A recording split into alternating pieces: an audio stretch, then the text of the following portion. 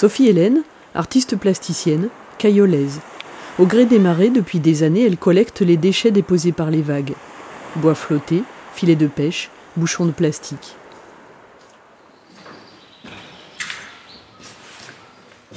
J'ai imaginé une exposition sur la laisse de mer que j'ai découverte en arrivant à Cailleux, par la couleur notamment, et qui a déroulé tellement de surprises que c'est un chemin que j'ai suivi et que j'ai eu envie de décrypter pour que les gens puissent me suivre dans mes découvertes.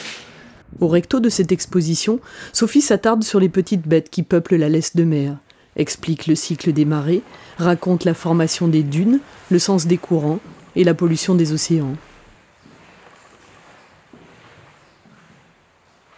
Ce que je retrouve sur la plage ici vient parfois de l'autre bout du monde, et notamment une histoire qui est incroyable d'un petit canard en plastique qui a fait 63 000 km et qui a pu vérifier en fait les prédictions d'un océanologue qui savait, enfin qui avait imaginé les échouages de ce petit canard. Un peu plus loin, l'exposition se fait cri d'alarme.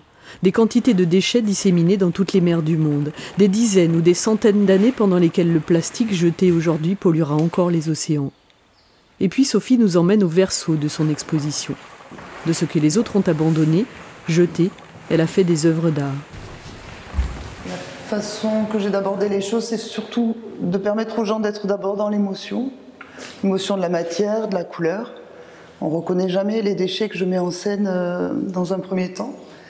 Et ensuite, quand on s'approche du cartel, on prend conscience de ce qui est donné à voir et on s'interroge sur la nature du déchet mis en scène. Voilà. Donc ici, on a une composition d'un déchet naturel qu'on reconnaît, c'est une capsule d'œuf de raie que j'aime beaucoup mettre en regard d'une autre composition qui est ici et qui, pour le coup, met en scène des cartouches de fusil. Cette composition-là met en scène des canettes de boissons, toutes trouvées sur la plage. D'ailleurs, certaines sont colonisées par des baleines. C'est vraiment le signe qu'elles ont passé du temps dans l'eau. Pour ces compositions-là, que j'appelle cadavres exquis, il s'agit d'éléments en fait, que la mer a roulés. Et je les ai assemblés 2 à 2 dans chaque composition, pour créer une collection un peu désuète de silhouettes.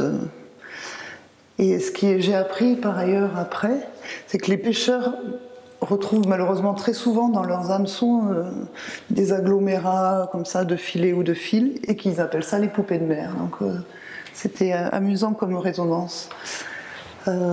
Ici, ce sont des cartouches de fusil qui sont mises en scène.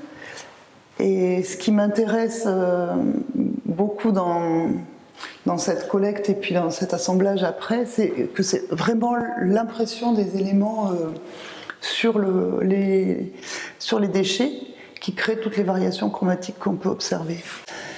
Et le dernier travail qui est exposé ici, c'est un travail sur les larmes de sirène. Alors la larme de sirène, c'est le nom qu'on donne à ce petit granulé de plastique qui alimente toutes les unités de plasturgie et qui est perdu en amont de ces sites, malheureusement, alors souvent par accident de containers qui tombent dans la mer, ou même le transport routier de ces petites billes se fait dans des big bags qui sont souvent percés, ou très récemment, il y a un camion qui a perdu un big bag sur l'autoroute et il a fallu couper la circulation parce que c'était très dangereux. On a évacué avec des jets d'eau.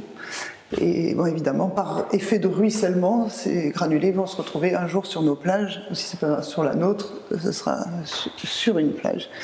On en trouve sur les plages du monde entier, en fait.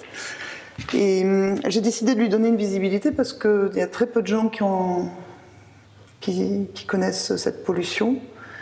Et j'ai décidé pendant 1 an, donc c'était 2018, du 1er janvier au 31 décembre, de dessiner à l'alarme des objets plus gros que je trouve également sur la plage.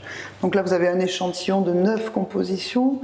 mais j'en ai en réalité 365 qui couvrent une surface de 40 mètres carrés. Comme ça, on ne pourra plus dire qu'on ne sait pas, qu'on n'a pas vu. À Cailleux-sur-Mer, l'exposition s'est accompagnée de balades guidées, d'ateliers, de conférences. 1100 visiteurs se sont croisés dans la salle étroite de l'ancienne école du Hourdel. Aucun d'entre eux, sans doute, ne regardera plus la laisse de mer comme avant.